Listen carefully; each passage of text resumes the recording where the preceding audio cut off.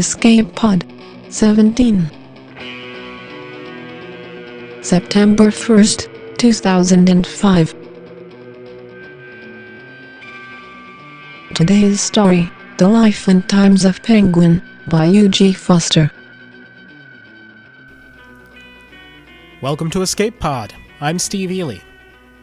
Today I want to address primarily our American audience, because we live in a country so big and so marvelous that thousands of people can get killed in a natural disaster, and the only impact it has on most of us is a momentary fascination with the news and some light office conversation about those wacky Southerners and how stupid they were to, die. Hey, I don't want to seem too hypocritical. I'm one of those people too. I don't live on the Gulf Coast, and I do have family in Mississippi, but I just heard tonight that they're all safe. Hurricane Katrina didn't affect me much directly, but I have a few things to say. First, and most important, Escape Pod is closing to donations this week. If you have money, give it to the Red Cross.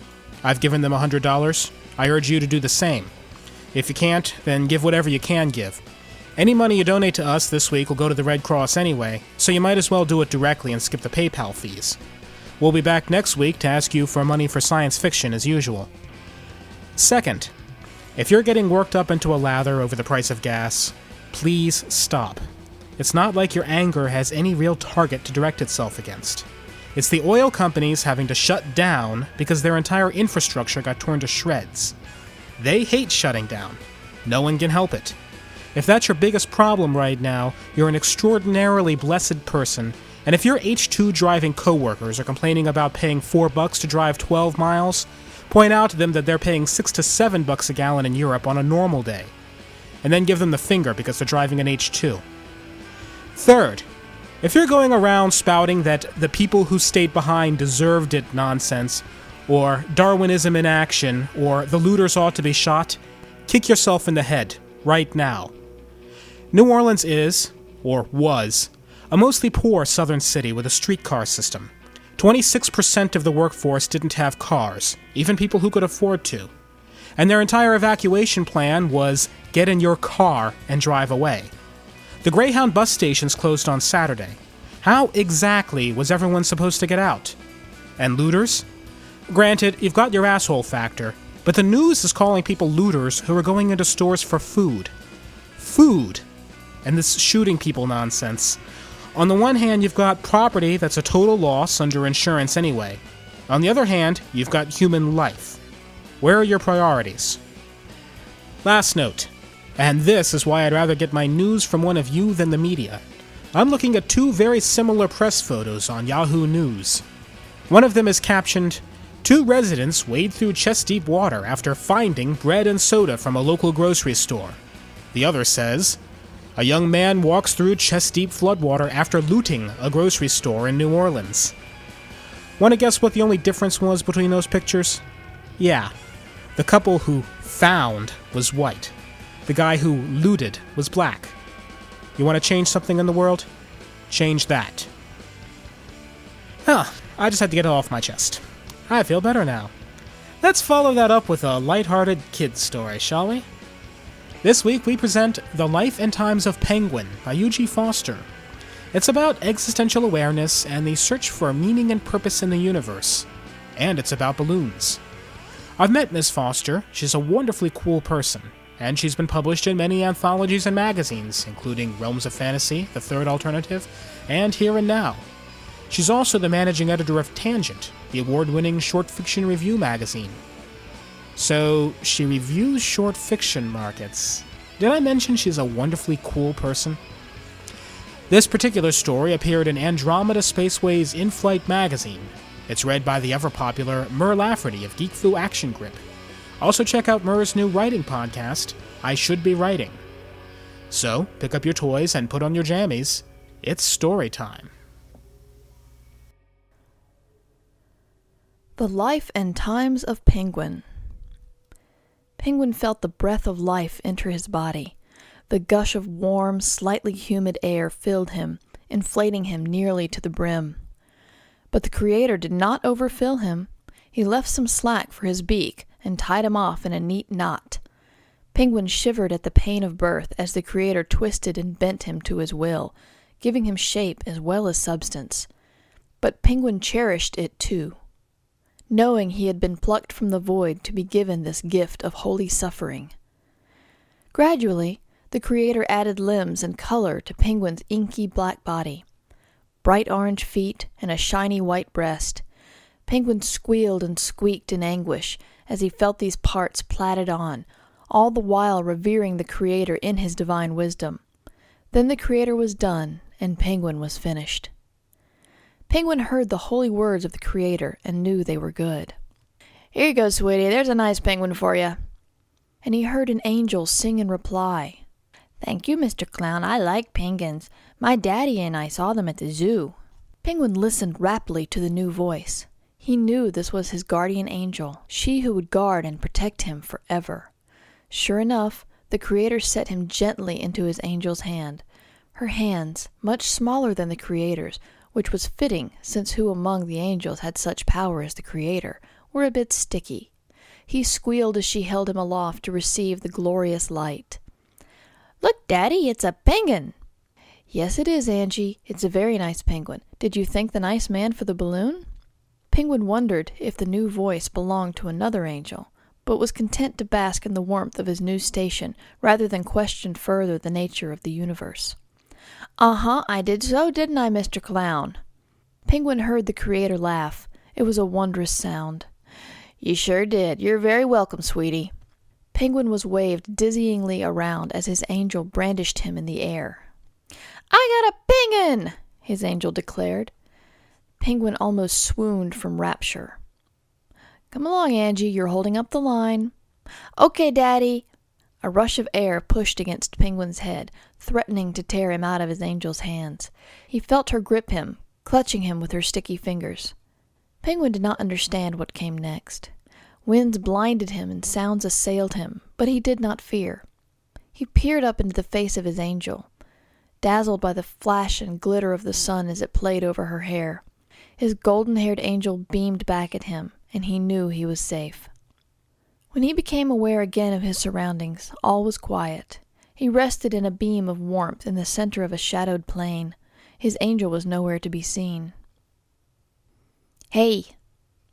Penguin started in surprise. Who had addressed him? "Hello," he said. "Over here, dude. I'm Ducky." Penguin peered around until he spied a dirty lump of yellow. A jagged black rift split one side of it open, while dirt and mud coated it in a dusting of filth.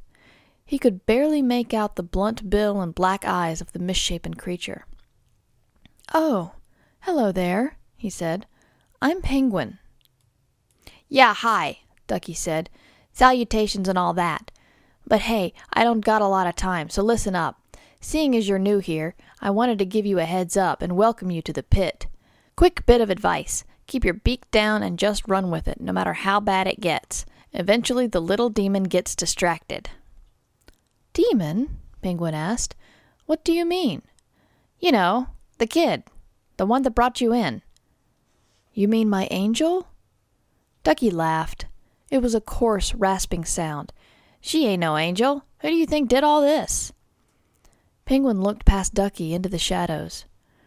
Around him spread a panorama of suffering. Penguin stood amongst a litter of wretched creatures in various attitudes of ruin.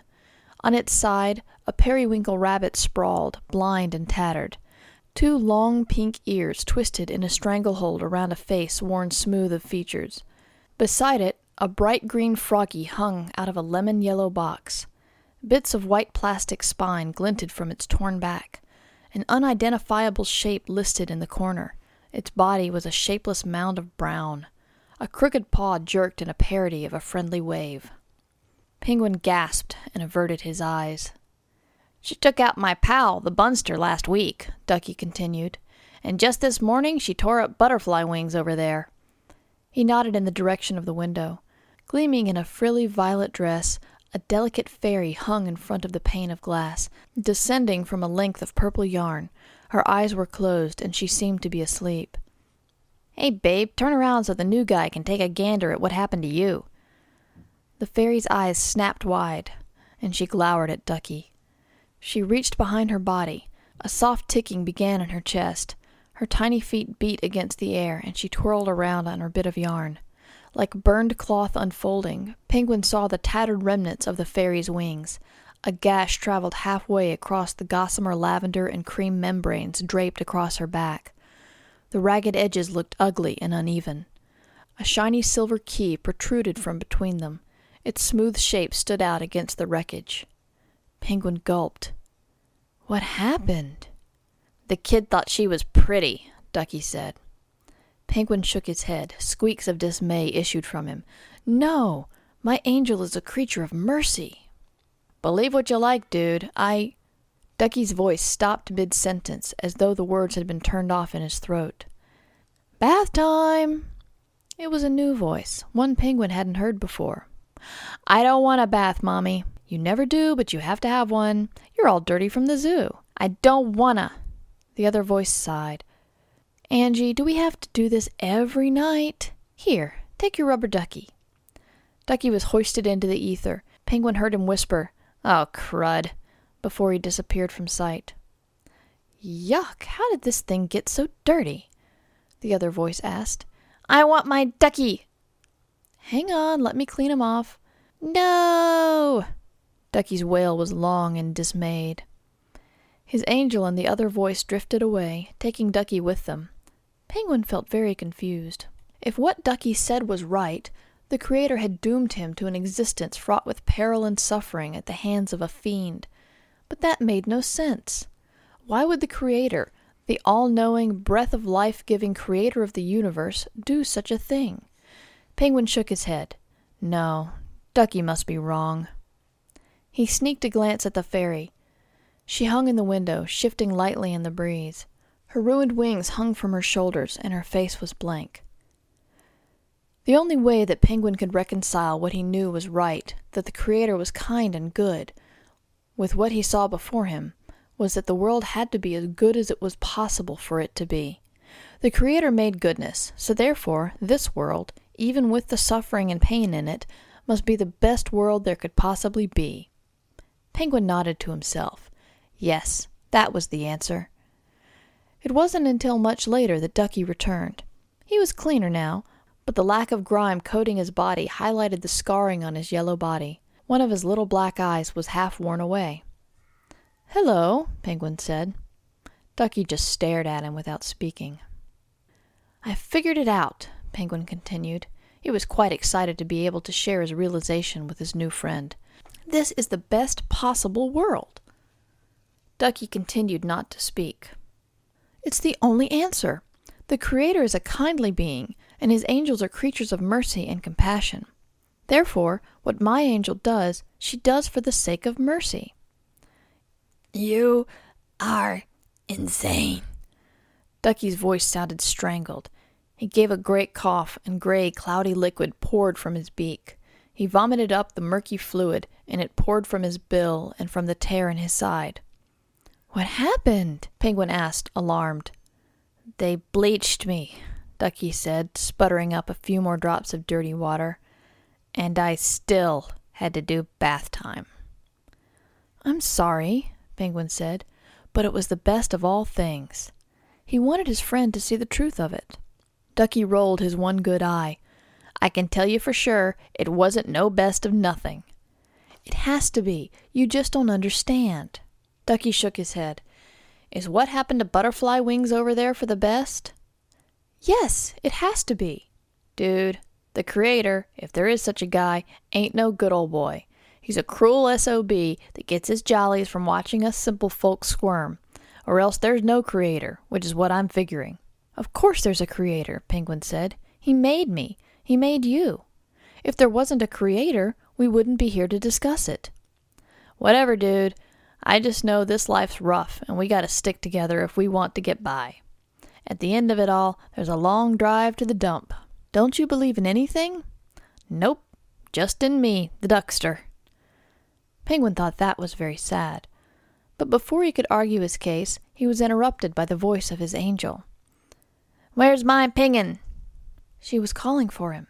Honey, you can't go to bed with a balloon. It was the voice Penguin had first heard with his angel, the one called Daddy. I want my penguin, Daddy.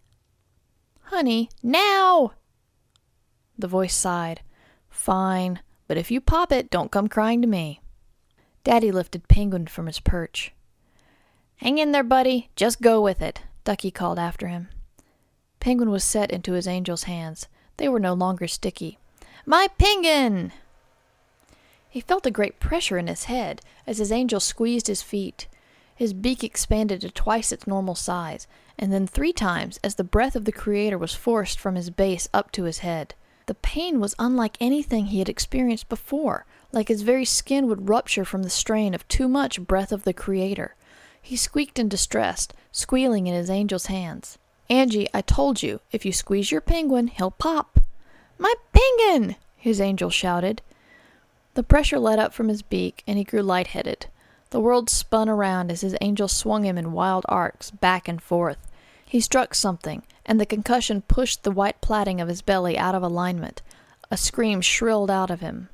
He heard a wet honk. His angel released him, and he shot out of her hands and drifted to the carpet. It's my ducky, his angel said. Dazed and still in pain, Penguin looked down. His angel now had Ducky in her hands and was banging him against the wall. Each time he contacted the hard pink surface, Ducky gave a whooshing squawk of pain. If you don't settle down, I won't read you a bedtime story. Don't you want a bedtime story? Ducky fell to the floor, dropped precipitously. He tumbled and came to a stop beside Penguin. You okay, dude? Ducky gasped. You saved me, Penguin said. Yep, told ya. I believe in me, the Duckster. And the Duckster don't let newbies get the stuffing beat out of them their first night here. Ducky coughed. Tomorrow night, you're on your own. Penguin didn't know what to say. He was so grateful. Before he could find the right words, Ducky shrieked. A great foot had come and planted itself squarely on Ducky's belly, pushing it almost to the ground. The gash in Ducky's side tore wider until it nearly split him in 2. Ducky's eyes widened as he screamed out his life. Damn it! Penguin watched large hands lift Ducky. They turned Ducky around and upside down. Ducky! Penguin called. Are you hurt? Ducky gave no reply. I think this thing is broken for good. You broke my Ducky? Penguin's angel said. I'm sorry, honey. He was broken already, but I think he's done for good now. We'll buy you a better Ducky tomorrow, okay? His angel pondered this for a moment and then smiled widely. I get a new Ducky tomorrow? Penguin watched, stunned, as Daddy took Ducky away. He had no choice but to listen when Daddy came back and told a tale about 3 pigs and a destructive wolf. Later that night, after his angel had fallen asleep and Daddy had put Penguin back in his place, Penguin thought about what had happened this day, how he had been born into glory at the Creator's hands, of his angel meting out pain, and of Ducky's sacrifice and death. It just didn't make sense. Was the Creator cruel and capricious like Ducky had said, or was he kindly and benevolent, making the best of all possible worlds and gifting his creations thereby with it? Penguin wasn't sure. He sat there thinking about it all night long, until dawn's amber-tinged rays washed over him through the nursery window. Penguin looked up in surprise, still no closer to understanding the nature of the universe, but shaken out of his reverie by the light. He saw the fairy. She flinched and made a small sound when the wind blowing through the open window spun her around in a twisting corkscrew. Her eyes were shut, but Penguin didn't think she was asleep. Fairy! Penguin called. She twitched and her eyes blinked open. What? Are you all right? The fairy glared at Penguin, but after a moment her expression softened. Yeah, I guess so. She shrugged and her ruined wings crackled behind her. I was trying to get back to sleep. I want to lose myself again. Lose yourself? Yeah. A wisp of smile curved the fairy's mouth. It withered away a moment later. The daddy read a story to that creature once, about a magical land where people fly on the wind and see the world as a great tapestry beneath them. They watch over it, but don't ever land because then they'd have to stay. It was a dumb story. She flicked a hand dismissively. But I liked it. I close my eyes and think about what it'd be like to fly high over everything, higher than the treetops, higher than anything. That way I can dream about it and forget. She frowned at Penguin. Until someone calls me back. Oh, Penguin said. I'm sorry. The fairy relented. Don't worry about it. She tilted her head and squinted down. Hey, you look different today. I do? Yeah, sort of skinnier, and your beak is longer. Penguin looked himself over. She was right. His flesh wasn't as taut as when the Creator had first tied him, and he realized that his center knot, the connection that was the core of his body, was looser. Even as he thought this, he realized the Creator's breath of life was escaping from him, slowly and steadily. I'm leaking, he said, shocked. How could this be? He was defective. But why would the Creator make him flawed? The fairy looked down at him, a blend of pity and sorrow on her face. Apparently, penguins are frailer even than fairies. Penguin tried to hold his breath, but the Creator's air continued to seep out of him. Fairy! What am I going to do? The fairy shook her head. You're going to die, Penguin, like the rest of us. But I don't want to die. No one does, but we all do. Help me, Penguin begged. Please. She looked away from him, her eyes drifting to the window. Penguin followed her gaze. In a whirlwind of gold and crimson, fallen leaves whipped past the glass. Beyond the violent gale of moving color, the sun was a gleaming china plate on a bright blue tablecloth. Sometimes, she whispered, sometimes it's not easy to live. She strained her arms behind her back and tugged on the silver key. It cranked around once, twice. Twisting and spinning, she convulsed on the end of the strand of purple yarn in a frenzied dance. Her movements grew more frantic until the yarn split, and Penguin watched as the fairy plummeted down. She fell hard, sprawling before him, but she pirouetted sharply back to her feet, and a rhythmic clicking noise emerged from deep in her chest. What are you doing? Penguin said. She gyrated beside him and wrapped her slender arms around his body. I'm helping you. Her wings unfolded in a web of torn translucence. I'm helping both of us. With a great jeté, she flung herself into the air, carrying Penguin with her toward the open window. At first, Penguin was exhilarated at their flight and the sensation of weightlessness. The fairy held him so tightly he squeaked, but he didn't mind. The window grew large before them, the expanse of open air close enough to touch. We're almost through, he squealed. A cold wind gusted through the window, pushing them down and backwards. Penguin felt the fairy falter. He cried out as they tipped, and the floor loomed close. The fairy's wings thrashed in a discordant sweep behind her. The noise in her chest spluttered and stopped altogether. Penguin thought they would be dashed back down for sure, but he felt a great push as she thrust him ahead. The fairy fell, but Penguin crested the open window, and the breeze, instead of pitching him into the nursery, lifted him away. He turned to look back at the fairy and saw her, crumpled and broken on the floor. Fairy! He cried. She lifted her head, and Penguin saw her raise an arm and wave once at him through the glass. A trick of the air brought her words to him. Live, Penguin, she called. Live! The wind tore Penguin away from the window and carried him into the sky so that he could no longer see her. Beneath him, the home of his angel wheeled away in a blur of whiteness. He spun around, helpless to control his flight. The breeze drove him higher, tumbling him beak over feet. He wished sadly that the fairy had made it out too.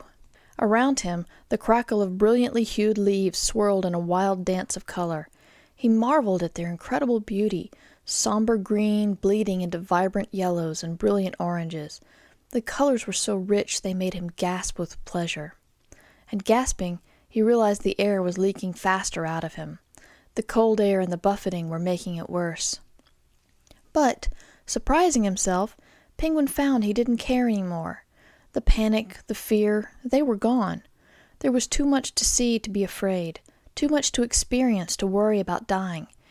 He whispered a quiet, "Thank you," to the fairy for the gift she had given him. The leaves whisked away as though they teased him, bobbing in and out of his line of view. In a sweeping breath, they tumbled aside to reveal the land beneath. An expanse of green and gold and brown spread before him in a riotous display of color. Penguin stared. He had never seen anything so magnificent.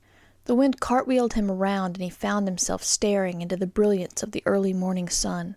Azure sky spread endlessly before him, embracing him in a bubble of infinity. He found himself spun around and around in a chaotic spiral, so he wasn't sure which way was up or down anymore. He laughed aloud, happy to let the fierce and capricious breeze take him where it would. Maybe the world wasn't as good as it should be. There was cruelty in it, and suffering. And life was short, far shorter than was fair. The wind steadied him, and he found himself peering down once again at the colorscape spreading beneath him. But here and now, it was perfect. And really, there was nothing more important than that. Penguin felt the wind racing over his rapidly shrinking body, and he tasted the bright savor of the air as it shrieked by him. Not much time left. He would have liked to have flown on the wind forever and ever, just like this. But there was barely enough air left in him to hold his shape. "I'm alive," he whispered, and as the last breath of the Creator emptied out of him, he cried it out to the listening leaves and the roaring wind with all his strength. "I'm Penguin!" he shouted, and the wind swept away the wisp of shriveled, knotted-together speck of black, orange, and white. And that was our story. When once you have tasted flight, you will forever walk the earth with your eyes turned skyward, for there you have been, and there you will always long to return. It's pretty doubtful that many people will get this in time, but for those of you who are going to DragonCon this weekend, I'm going to be there, along with Mur Lafferty and Michael and Evo of the Dragon Page, and many other Hoopy Froods. If you'd like to meet us, we're all going to be in a podcasting panel at the ludicrous time of 11:30 p.m. Friday. Check your programs for where. I'm also doing a couple of events in the science track on Sunday, and I'll generally be hanging around. If you'd like to say hi, do drop me a line and give me a way to get in touch with you. I'm happy to meet anyone and everyone. I'm sorry for the late notice. If I missed you, I hope you had fun. As I said in the opening, there's no donations this week, so I won't go on about paying our authors and all that jazz. Support the Red Cross, or your other favorite disaster relief agency. Please. It's still true that our podcast is released under a Creative Commons Attribution Non-Commercial No Derivatives license, and that all other rights are reserved by our authors. Our music comes to us with the permission of Dai Kaiju, with 34 points of articulation and kung fu grip. I just got an email from them today. They said they've had a visible number of people buy their CDs because of Escape Pod. To which I say, you rock. And you invisible people should buy their CDs too. Nothing funny to end this show on. If you were affected by the hurricane in any way, you have my sympathies, and I hope things turn out as well as they can for you at this point. If you haven't been, just be respectful. You can talk about a mile in someone else's shoes, but just try it without shoes. Until next week, best wishes to all of you.